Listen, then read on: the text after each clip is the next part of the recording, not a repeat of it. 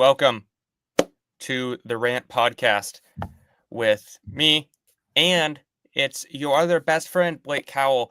So, again, it's third straight time that we've had different hosts. So, do we run the show now? I think this may be the Jacob and Blake show, which is We're kind of we're frightening for the listeners. we're holding the fort down. We're holding the fort Yeah. down. John and Evan, they're staying busy lives, busy stuff going on. So, but we're gonna keep bringing the Cubs content as the season rolls on. I guess we're halfway done, close to halfway done. Almost, which is really frightening. Well, it's getting a little frightening because Yeah. the Cubs didn't win a series last week, and they have a big series this week, and we'll definitely talk about both. Yeah, no, fell to the Seattle Mariners in a series where the wind was a factor. The wind was a very, very, very big factor in the heat. Weather was a factor. Mother Nature did not want the Cubs to play this series. So you had 2 losses and 1 win to the Mariners, so you didn't get swept. I've been saying that all year. You didn't get swept. That's what's important. But also, at the same time, you can't lose a series to the Mariners, who have been slumping. Like, the Mariners have been quite bad. But when you keep pitching to Cal Raleigh, bad things are going to happen. Riley had 4 home runs in this series. After the first game where he had 2, Blake and I both said, okay, so walk this guy. Pitch around him, whatever. Second game, they didn't. He hit a home run. Okay, cool. So walk him the third game. Nope, doesn't matter. He hit another home run. He's, without Aaron Judge, he's the MVP, which is crazy because that's happened so many times where it's like, yeah, well, without this person, they're the MVP. But Rowley's so good that I still would give it to Judge. That's for much further in the future. Either way, Cal owns the Cubs. Donovan Solano owns the Cubs. Canzone owns the Cubs. It was just a home run derby, which was fun, but also not a great look for some of these pitchers. Yeah, it's a home run derby, but it's only fun, I guess, if you're winning the home run derby, and the Cubs didn't do that. We've talked about recently how bad Wrigley Field was for like hitting, and this weekend was just absolute prime hitting, super hot, wind blowing straight out. I think the Wrigley winds posted, I think yesterday, the gusts were up to like 35 miles an hour. Yeah. The ball was sailing out, and the Cubs pitchers didn't do enough. And a lot of people were tweeting at me and kind of asking, like, is this to be concerned? Are we concerned? Are we concerned about the Cubs yet? And I can't find a reason to be concerned when they kind of just showed what we already knew. Like, a lot of the Cubs starting pitchers are overperforming. Like, I think that's safe to say. Like, It's safe to say Colin Ray, for the most part this year, is overperforming and outperforming his contract. It's safe to say Matthew Boyd's doing the same thing, which actually he pitched very well on, I guess, Friday, where he left the game after getting hit with a line drive. And he didn't really even get hit with a line drive because he caught it. And then the bruise hit him, or the glove hit him. And that's where the bruise came from. Crazy. That's so crazy that it hit him that hard that it forced the glove to like make a bruise. That's just wild. I know. I was listening on the radio that day, and then I had to check back to see because I was like, "Oh, Boyd pitched 5 innings. Like he did pretty good. I guess his pitch count was up." And then when I looked back, I was like, "Oh, he got taken out from an injury." But we saw what we already knew.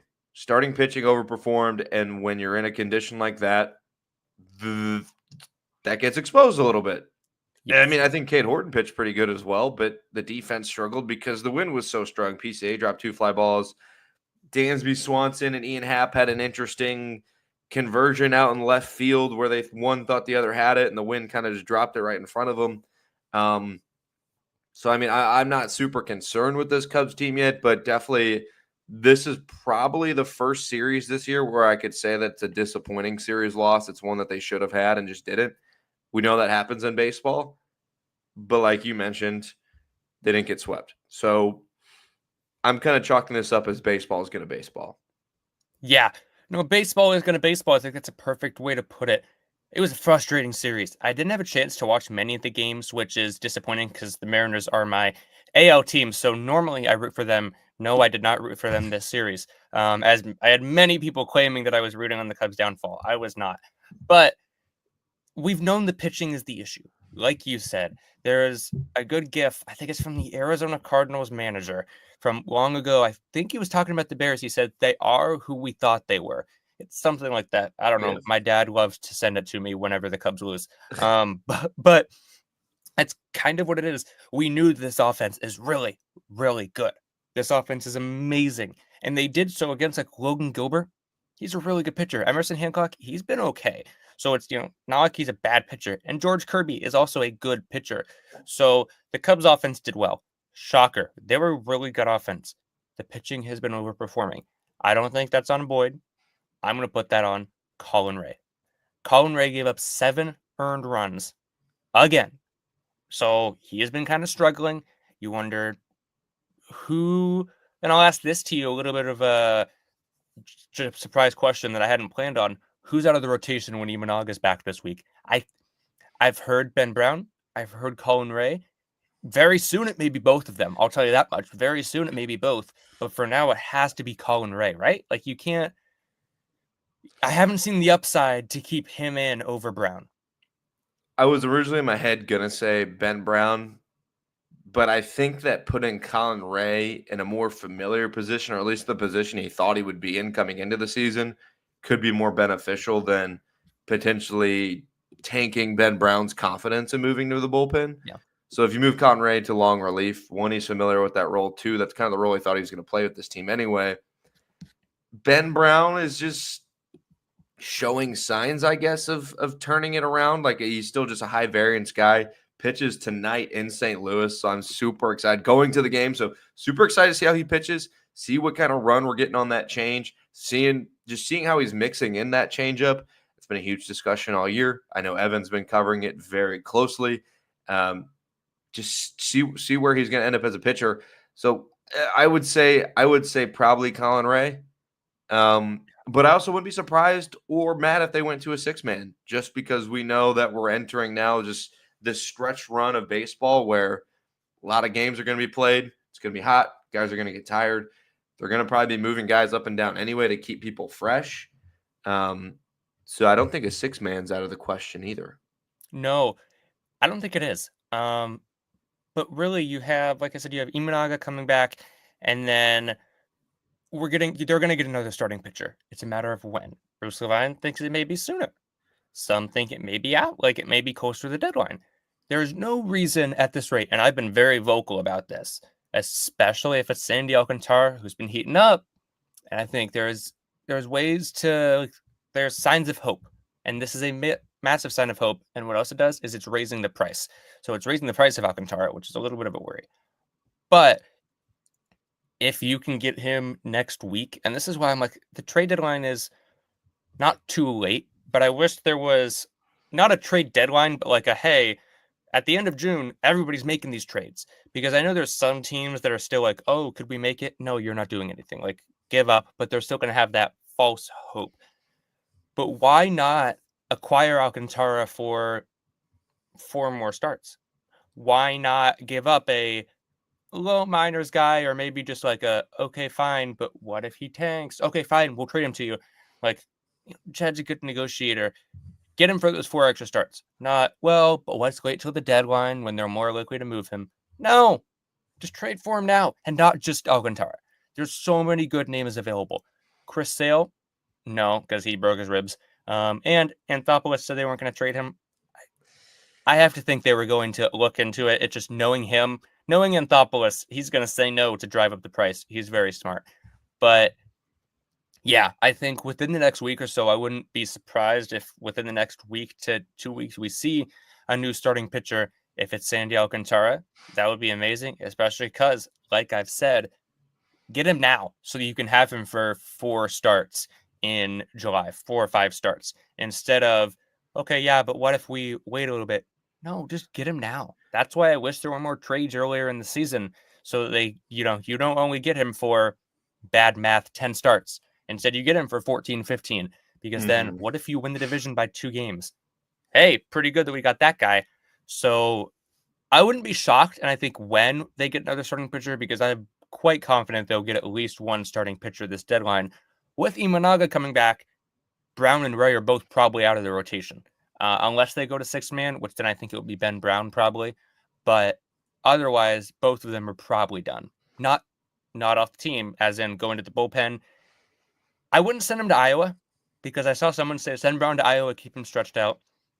I wouldn't send him to Iowa, but I would make him the guy that if you need multiple innings, you give him to him so that he's not just a one-inning guy. Because I think he has potential.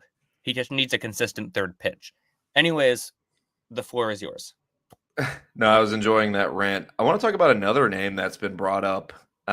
Edward Cabrera, Yes. another Miami Marlin. What are our thoughts on him, and what do we think that the potential of Jed calling on him instead of Alcantara at this point is? How about you get both? The Cubs, it doesn't seem like they would be against getting 2 starting pitchers, and they shouldn't be. Depth is always a good thing. Always a good thing. And then you go into a 6-man rotation. But you worry about the payroll and how much payroll they have available, how much they're willing to spend. Well, not how much they're willing to spend, how much Tom will let them spend. Let me clarify that. I've heard Cabrera's name multiple times thrown into the mix with the Cubs. So whether they have checked in on him officially or whether they're just interested, it makes sense. So yeah, that and Cabrera and Alcantara rather are both names that I've been kind of monitoring for a bit, Cubs interest wise. I would rather Cabrera because he's younger, and I feel like he has more ups. I can't say more upside because it's Sandy Alcantara. And so I say that and I'm like, but he's won a Cy Young, he's Sandy Alcantara. So he probably doesn't have more upside, but man, I don't know. They both feel like pretty good, cheaper options. Now, Cabrera's not going to be cheap, don't get me wrong, but he feels like a more safe option than what if Alcantara falls off the face of the earth. But Cabrera had a 5 ERA last year. So I would get both of them. I really would. The Cubs had conversations with Luzardo or with Peter Bendix about Luzardo this offseason. That's been reported. That back, I think it was December, January, whenever it was. A deal was very close there. Physicals, a mess, logistics. I don't want to deal with all that stuff. So they moved away from that. But what that does mean is Peter Bendix, who's in charge of the Miami Marlins, knows the Chicago Cubs system. Jed Hoyer knows the Miami Marlins system. Not that the Marlins system would be used, but they know each other well. They know their organizations. The scouts have good relationships there. The teams have had dialogue, got as close as the trade almost being done. So they can negotiate with each other. They have a good relationship in that aspect. So I think Jed asking for both starters isn't that far out of the question. Whether Bendix's price will be too high, I don't know. I think Johnny Long is a name that I would be surprised if he's here after this deadline, which stinks, but he just became a top 10 first baseman for MLB Pipeline.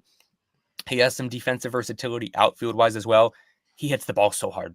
We've talked with Brett on our podcast. He's a hashtag nice guy as well, which always helps because I've noticed especially Cubs and Cardinals do this too. I'll give them props. Focus on building a good clubhouse. So I'll tell you that right now, other teams, Long can help you with that. But he can hit. He can really, really hit. And he doesn't have a clear spot to Chicago right now. Some would be like, oh, Matt Shaw's struggling, so, get rid of Matt Shaw. No, I've already seen the Matt Shaw people giving up on him. No, he's fine. I do want to talk about the Devers trade and Cubs stuff there shortly. But I would say Long is probably the number one name that I could see going moved in that deal. They traded for Mervis, so they kind of need that first baseman. The Marlins do. Maybe you trade Owen Casey, who I heard he was possibly discussed in those Luzardo deals, but whether they still want him or not, he had surgery over the offseason, so kind of a risky play, but he's been killing it. So the surgery clearly worked, and he has been one of the hottest players in minor league baseball. So in Owen Casey, Johnny Long, do you throw in a pitching prospect? Probably. You probably throw in a pitching prospect, which keyword there, prospect. They're a prospect. So prospects are suspects. Prospects are just prospects until they show that they can succeed. So many injuries happen. Yeah. Other than Cade Horton, like Jackson Wiggins, he's not untouchable. Or he shouldn't be untouchable, I should say. I don't think he would be. Knowing Jed's too smart for that. But he's a really good pitcher. He should not be untouchable. So if you trade Casey Long, and then maybe like a Ryan Ashbeck. I'm forgetting his name, but he's in high A right now. Maybe Wiggins, but I think they want to keep Wiggins and Yeah. Casey. Like I don't think they want to give up both of them. But either way, moral of the story, I could see them trading for both. Johnny Long seems like a really good fit. I haven't heard his name in those talks, but I think that would make sense. I think it would make sense, just logistically. Let me throw another team out there that is going to sound maybe a little crazy at the jump, but they've kind of fallen off in their division and now they're a fringe wild card team. We talked about them before the season. Is there any way that you think the San Diego Padres are at least thinking about trading one of Cease or Michael King at the deadline? Or do you think that they're going to go like they've been and just buy in and try and just get in the playoffs? Because, I mean, they're a good team, but they're Yeah. 5 games back from the Dodgers, which isn't impossible to climb back from. It'll definitely be hard. And they're half a game out of the wild card, which obviously they could go on a run and make the wild card. I'm not concerned about that, but Right. they have 2 guys that are would be rentals. And if they don't have any inclination that they'll re-sign both of them, why not trade one of them? I mean, I don't know. I'm throwing a little wild card at you. I'm curious of your thoughts. Man, this is good.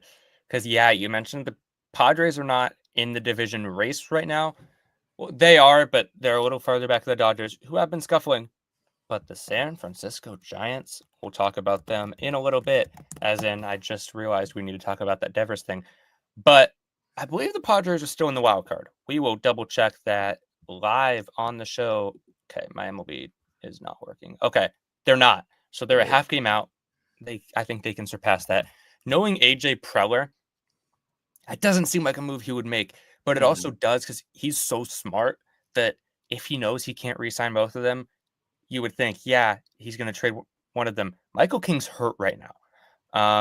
I don't know how hurt he is. I just know because I looked into acquiring him in fantasy baseball yesterday and saw he was hurt. But he's on the shelf. So also another reason why I probably stay away from that. But knowing AJ Preller, he's going to buy.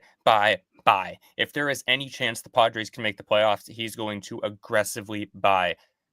But also knowing AJ Preller, he's really smart. If both guys are healthy at the deadline, maybe they do ship one of them off. And if Mhm. so, Cubs have a lot of good prospects. Like they have a lot of good prospects, a lot of young good prospects. So I wouldn't rule it out. I would say ask me a month from today when we see if Michael King is back. When is Michael King back? We see when Michael King is back. Okay, so it's gonna be. He said he's gonna pitch again, but they don't know when. Okay, so Michael King may be off the list just because it says he's aiming to return before the season ends. That makes me Oh. think he won't be back before July. So, but if the Padres tank all of a sudden, trading Dylan Cease wouldn't be a bad idea. Tank as in like Mhm. they just forget So. how to play baseball. Yeah, Mhm. they're just really bad. Then I wouldn't rule it out. But with King out, I don't see that as too big of a possibility. Also helps because I was still going to try and trade for Michael King. So props to me for being a good fantasy baseball GM. Nice. Okay. Yeah. It'll be interesting. Like we said, the Bruce Levine tweet was this morning on 670 The Score. He Yeah. reported on there. So where there's smoke, there's fire. So we'll see. Yes. Let's move on to, before we get to Devers, let's talk about this Cardinals series real quick. Big series, 4 games. First time we're playing the Cardinals all year. I think they're 4.5 back. The Brewers are 3.5 back. So not directly right behind us, but still within striking range. Cubs need to have a good showing. They have to. I mean, this is not a series where, and I say this a lot on this show, and I always clip it, and people get pissed. Well, you don't have to sweep this team. You don't have to win a series. You at least need a road split this team. Yeah. I've been saying it for a while. I don't think the Cardinals are a great baseball team. They play really good defense. I thought their starting pitching was overperformed. They were kind of finding some level waters. I was following their series last week against the Reds and saw the Reds blew a lead that then they lost the game to the Cardinals, and I can't believe how they did that. I just want the Cubs to show that they're a better team. That's just all I want. Just show that you're the better team. Don't play down to your opponent. Beat this team by multiple runs some nights. I understand they might lose a game or two. It's baseball. It's a 4-game series on the road against the Cardinals. And we all know the history. The Cardinals for the longest time owned the Cubs. But in the last 15 years now, really 10 years, dating back to 2015, we shouldn't feel that way. Like the Cardinals haven't been Right. this model franchise that's going to the playoffs and winning every year. It's That's been the not what Brewers. it's been. The That's the Brewers now. Brewers. Yeah, it's not the Cardinals. So miss me with the Cardinal way, best fans in baseball. They have our number type thing. No, they don't. They just don't. So just go out there. I am so excited because, well, one, I'm going, and two, I still have a lot of Cardinal friends in the area because I still live in St. Louis. I live 10 minutes from the stadium. I'm so excited to see this version of Pete Crow Armstrong play against the St. Louis Cardinals because last year I remember when he went yard twice off Miles Michaelis on a Yeah. steaming hot summer day, and for me, in my heart, because that's how I fall in love with this team as I see these moments. I was like, this is the coming out party of Pete Crow Armstrong. This is what he's capable of doing. He's capable And of it going was. yard twice in a game, and it kind of was because they went into the All-Star break. And I remember making a clip then too saying, I'm so excited for PC in the second half. Yeah. And now we're here, year 2, MVP, all the momentum swinging his way. I want to see him showcase all of his talents in front of Busch Stadium where fans on both sides, and mostly on the Cardinal side, are watching the series and going, we are in trouble because I have to play that guy 13 times for at least the next 6-7 years. Yes. This series is going to be so much fun. And I was like, I said series and my Siri picked up. Okay. Anyway, I was like, what? I'm really disappointed I can't be there because I always like to go to at least one Cardinals Cubs series throughout the year. You said it, and I don't say this often either. You can't lose this series to the Cardinals. This is a must-win series. If anything, if you get swept, warning flags are on. Like, sound the alarms. Season's over. Season's over. The season is over. Thank you, fans. Trade everyone full on sell. But you can't lose this series. A split is the worst possible option for the Cubs if they want to stay alive. Statistically, no, they can get swept, although division's no longer really ours. But they can get swept. However, no. You have to win 2, at least lose no ground against a team that on paper, the Chicago Cubs are so much better than the Cardinals. They have to win this series. They need more pitching. The pitching's really what is going to worry me. And you're at Busch Stadium, which does get loud. They haven't had many fans this year there because no one goes to Cardinals games anymore, it seems. But for the Cubs series, it'll be packed. It'll be busy. Most of my friends are also Cardinals fans from when I used to live in Illinois, and I'm already hearing about it. So not only do the Cubs have to at least tie this series for standings, but also for my mental health, because I can't deal with Cardinals fans attacking us, both of us, for the next, month or two, whatever, until we play each other again. But you just got to hit. You just got to keep hitting. And that's really what's going to be the answer, because the Cubs pitching is better than the Cardinals pitching, and the Cubs offense is better than the Cardinals offense. So right there, if you have better pitching and offense, you should win. You should win. You've done this before. You played at Busch Stadium before. Like, you played in what is a hostile environment for Cubs Cardinals, but also there's so many Cubs fans there that it's kind of like a home series in a way. I mean, it's pretty neutral, but it'll get loud. It's going to be fun. I mean, either way, no matter what happens, it's going to be fun. How is it June 23rd and we haven't played the Cardinals yet? Like, that is just insane. And I'm realizing I think I'm free for tonight's game. We have an off day today, so I think I'm going to be able to watch tonight's game. And that's so exciting because it's Cubs Cardinals. Like, these are up there with Red Sox Yankees, at least in the Cubs Cardinals fans' minds. Like, this is national TV every night. This is what everybody needs to be watching, especially with the NBA and NHL done. PCA is going to go off. Ian Happ. We didn't mention Ian Happ. Want to give him props. He's turned into a Barry Bonds home run machine. So he's found his power swing. Are we Seiya surprised? Suzuki, Are we surprised? No, we're not surprised. We're not surprised. Blake Nope. Cowell X said this would happen. He said this would I happen. knew it, man. I just knew it. I've You seen the knew it story before. I've seen the story before. every year. It's every year. And then Seiya Suzuki hit home runs. Wow, shocker. Tucker hit home runs. Wow, shocker. This team is coming off that series where, yeah, they lost, but like you said, so much offense that it's like, okay, cool. Do that in St. Louis, and I have a feeling they'll be just fine. Either way, it'll be fun. Like, I don't really expect a big blowout on the other side because I would assume the offense keeps it close. But fun baseball. That's really all you can ask for is fun baseball. And that's what we should get this week in St. Louis with Blake Cowell X and Cubs Insider in attendance. I know I'm about to go to the library and print off like a little press pass, not to get in anywhere. I'm not trying to get myself in What? trouble. Huh? However, man, when I was at Wrigley Field, I tried filming some and no one was down to film. So I was like, I know Evan made the joke I need to wear a full Newsies outfit, which I'm all down for the jokes, man. I might have to. So I'm going to kind of put together a little press thing and my bro's going to help me film. We're going to be shooting some content down there. So if you're down at Busch Stadium and see me walking around, come up, say hi. Let's film something for a video. I have a couple good ones I want to film. It's going to be awesome. But like you mentioned, we talked about at the start of the season how the Cubs were just tagging every team for 10 runs. I mean, some teams they were really beating by blowouts. Man, I'd do a lot of things to see the Cubs have one of those in St. Louis. And not all of them, but give me a game where they win like 12-3 or just something really off the wall. Would love to see it. Not begging for, but would love to see it. Like you mentioned too, this is gonna be the first look that the Cardinals have with Kyle Tucker as well in a Cubs uniform. So just another big bopper. It feels like through all the years, or at least we talk about the last 10 years, it seemed like the Cardinals had all those guys when Arenado was in their prime, Paul Goldschmidt. Yeah, I see Chris there. It's Wrigley South. Yeah, I mean little brothers. Arenado, Paul Goldschmidt, like those guys were the guys that would come up and you'd go like, uh-oh, like be careful, like. Then they had Albert Pujols go on his last year Devil Magic run.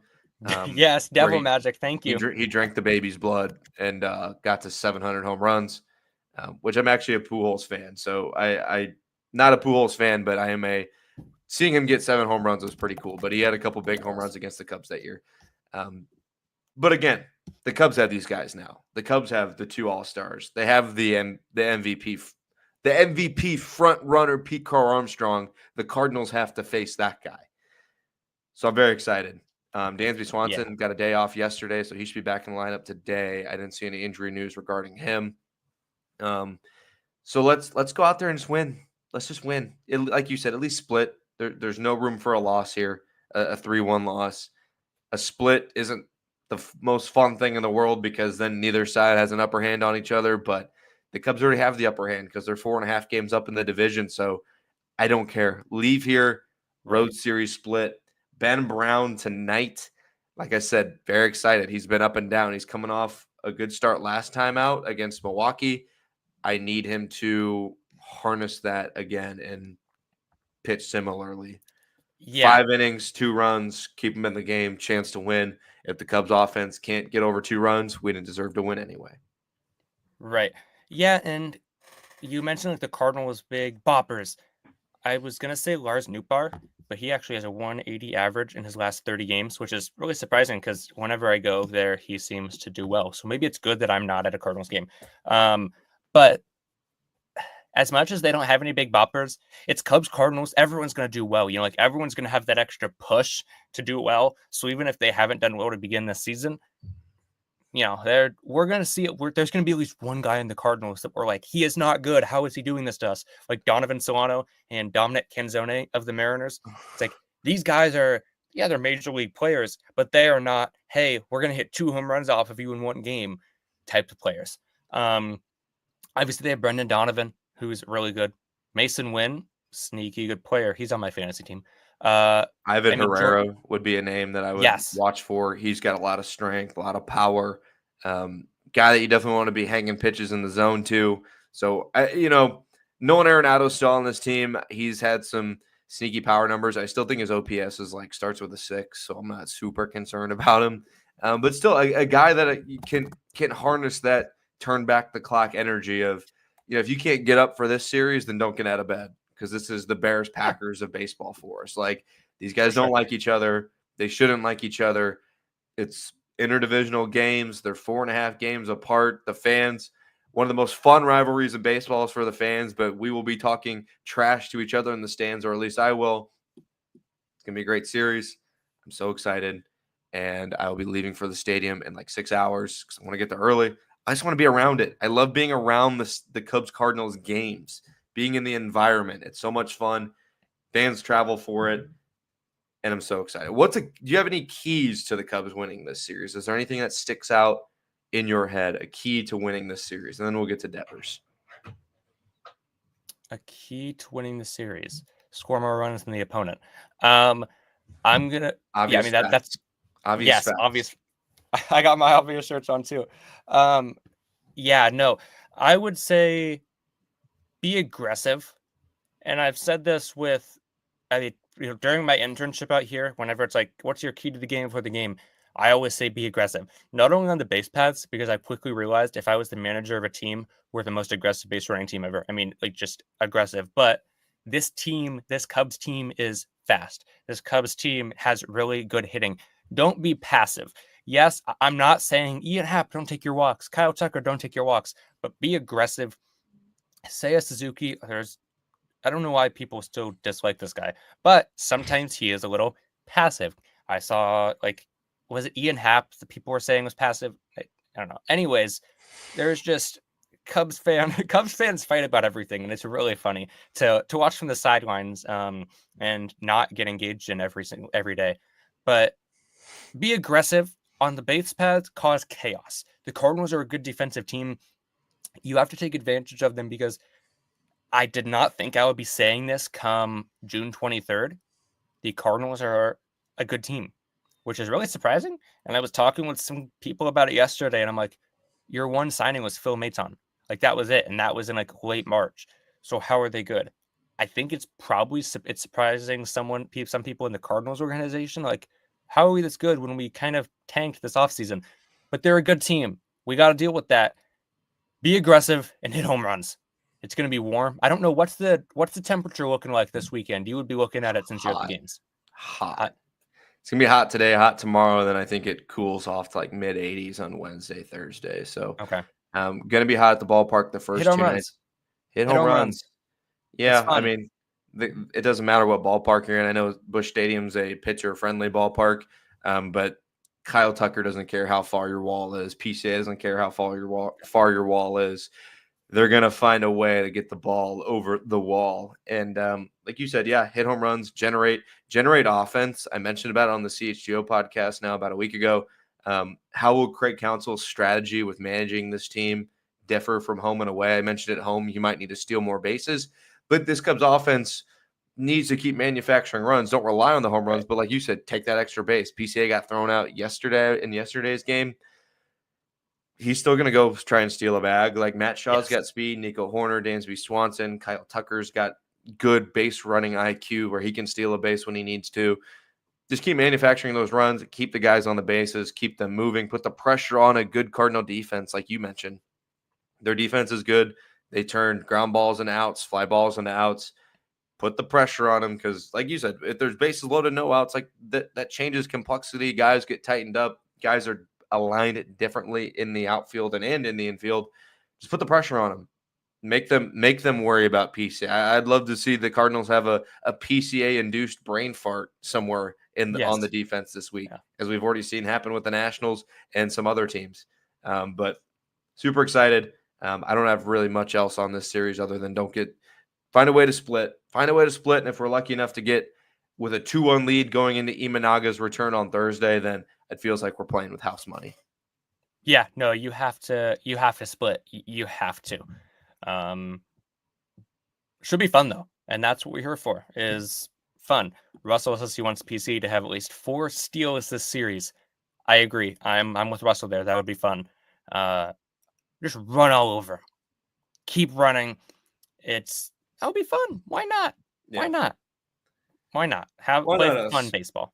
Why not us? Let's talk about more fun. I guess more fun in the baseball world. Rafi Devers traded to the San Francisco Giants, who are kind of a sleeping giant, I'd say, in Sneaky. the NL. I mean, they are I sneaky, see what you did there. I see really what you did good. there. That was clever. That was I clever. know that was off cuff. That's how quick I am at 11:30 on a Monday. The Giants are good, dude. Kind of like the Cardinals. You didn't really expect them to be as good as they are, and the Giants are way better than the Cardinals. But when you're picking the Dodgers and you're picking the Padres and you're picking the Arizona Diamondbacks, you kind of get left out. And the Giants said, not so fast. We got some players too. They started off good this year, and they said, you know what? We're going to go trade. And Buster Posey went out and got one of the best hitters in baseball. It's still so crazy. Still so crazy. Apparently, the Cubs checked in on Devers, which, I mean, I would be surprised if they didn't, because knowing Jed, he would get wind of that and be like, how much? Because he would have made something work. But that feels like that was more of a doing his due diligence and just checking in on it, because of course he's smart. He's not going to not check in on it. But yeah, still just crazy. And he had a home run against the Red Sox because of course, like that was the biggest lock of the century. But I know Red Sox fans are still in shock. Red Sox fans are kind of in turmoil right now, but which is kind of funny to see, but also it's like, what direction is that organization heading in? Uh-huh. Um, but yeah, interesting to see that the Cubs checked in on him. Again, good that they did. Jed doing his due diligence, but it's like, oh, hey, they did. Okay. Because I was kind of like, when the first batch of teams came out and it was only like 3 other teams, I'm like, the Cubs didn't check in on him. They did. Just clearly, Not a need, but payroll. a want. Yeah. Right. It's the payroll that I assume once the Red Sox said, no, we're getting rid of all his salary, Jed was like, okay, that doesn't work for us. Bye. But like, see ya, we can't spend money. We're worth $5 billion, but we can't spend any more money. Sorry about it. No questions, no comments. We don't want to explain, just no. But yeah, so that's one thing that I wonder how much that will hold back the Cubs this deadline is their payroll, because I can't think they have much more to spend, which is really frustrating. Mm-hmm. But after it's frustrating that we didn't spend more to begin the year. It's frustrating that Jed couldn't spend more at the beginning of the season. Now it's like, okay, do you just reset the salary cap or, the luxury tax rather, or do you just go all out? They won't go all out, unfortunately, but it'll be interesting, and I'm intrigued to see how that shapes their deadline acquisitions, because there will be several. Of course, it's Jed Hoyer and it's Carter Hawkins. Like they like to acquire players, even if it's just a little bit of an increase. We saw the Paredes for Morel deal, which I didn't see coming, and then it turned into Kyle Tucker. So that's pretty good. I mean, if you were to tell me we would trade Christopher Morel and with that trade get Kyle Tucker, I would have been like, "You're an idiot. Don't talk to me again."